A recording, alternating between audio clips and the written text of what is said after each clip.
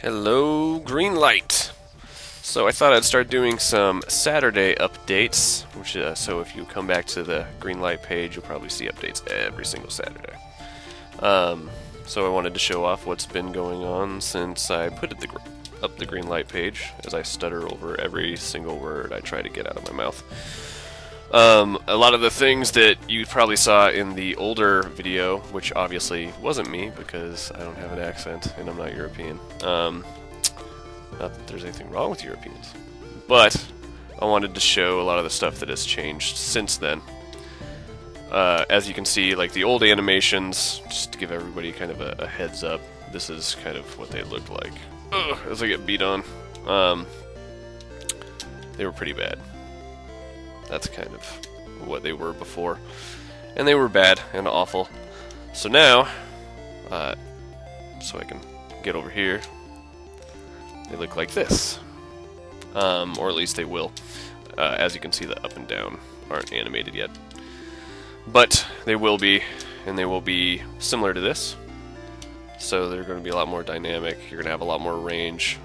Sid pretty much had to be dry humping an enemy to hit him, and it was really bad, and you would run into stuff really easy. And enemies also have a knockback now, which they didn't before, which is really good.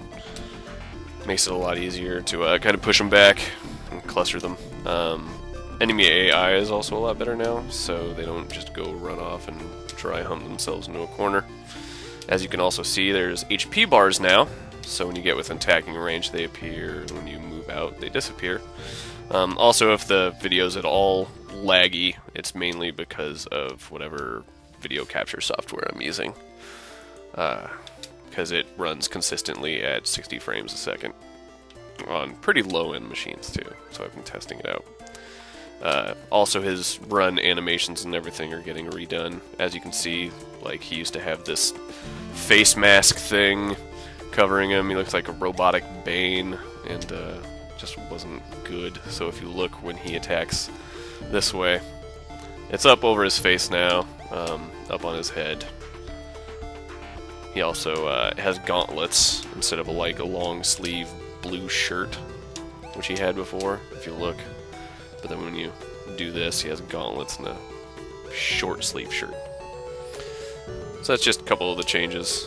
He also didn't have the red crest on the helmet before. He just had this little spike thing, which is not all that cool to look at. But now he's got that. It's kind of like a little Spartan.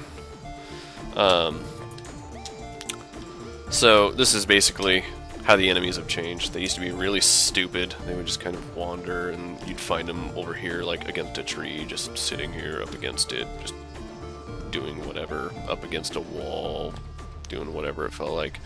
And it was really kind of bad. I'm actually going to be adding attack later on for the enemies. When you get close, they'll attack you depending on like which way you're facing, which way they're moving, and stuff like that. So that'd be good. And then here we got all the items. As you can see, I've got them all because I've cheated.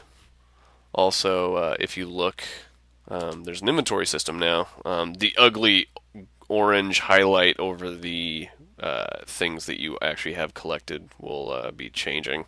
One, so it's not so orange, and two, so you can see the letters through it better.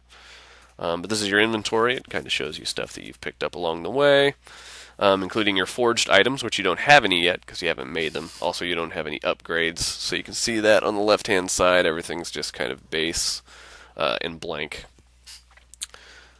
So I will be going into the forge system here pretty soon. As you can see, I have 99 of every item you can possibly find and pick up throughout the game, because, again, I'm a giant cheater. Item combinations. I'll probably be saving most of these for a later Saturday update. Kind of, I won't show everything, but, you know, give everybody kind of a better idea as to what it is they'll be doing, or how they'll be able to use things.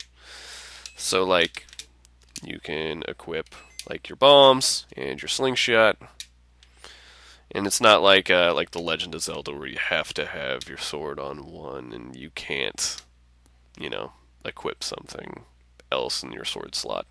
So like with your slingshot and your bombs, you can shoot your bombs. They'll probably travel much faster later on. But yeah, right now, as you can see, it also doesn't take any bombs away, so I can just kind of do this as long as I want. But in the end, you'll probably end up losing some bombs every time you shoot, or at least every couple bombs you shoot, it'll take a bomb away.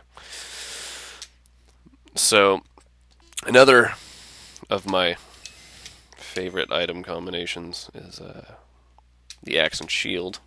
So you have your axe and you have your snow globe, and your snow globe makes a little bubble shield around you. And the animation for this is also going to be changing because I've just gotten better at animating since I animated this quite a while ago.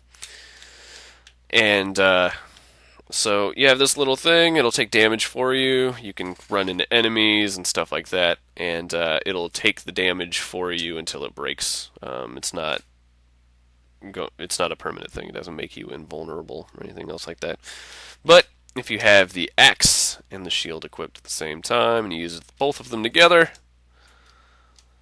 then you can pop this little magical axe shield around you. I think the frame rate skipped because of the video capture, but you can see that. Yeah, well. And then we can come over here. And there's a little bit of a secret over here. Not all of them will be completely hidden like this, but some of them will. So you can go in here, and this is the forge area. So, as you can see, you can walk up to an anvil, until you hit A, you can go in the anvil menu, which I'm not going to show you just yet. Probably show you next week. But you can go up to the forge, and it'll show you everything that you can make based on what you have in your inventory currently. So you can go make copper wire, metal plate. You can't make a sword hilt yet because you still need a metal plate, obviously. Sword pommel still needs bronze and copper wire. And your buckle still needs bronze and copper wire. So we'll make some bronze. And I'll probably do a little animation that goes along with that bronze created header of like Sid pounding something. I think that would be kind of cool. So we can make some copper wire. Okay. Make a buckle. And then you can go in your inventory and it'll tell you you've got one bronze, one buckle, one copper wire. Like I said, that'll all be changing, so it's not so orange and awful looking. But that's a lot of the stuff that's been changing so far. You'll be using the anvil to basically use these items that you've found and a lot of the forged items that you've created to create your attack, defense, dexterity, stamina, and luck upgrades. What all that stuff does, I will be telling you later. So, yep, that's the game so far. I'll be updating and showing more stuff later. Take it easy.